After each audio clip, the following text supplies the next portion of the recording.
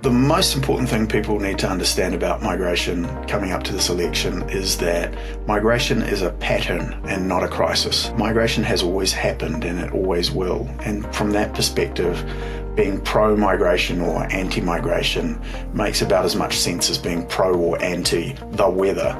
It happens, we've got to deal with it. There's a myth that migration is out of control, but in reality, less than 4% of human beings live outside their origin country, and that percentage has been pretty stable since the 1960s. Normal migration isn't a fixed measure, it's a political judgment. Different countries have different expectations at different points in time. In Cuba, 0.03% of the population were born overseas, but in the United Arab Emirates, more than 88% of the population are foreign born.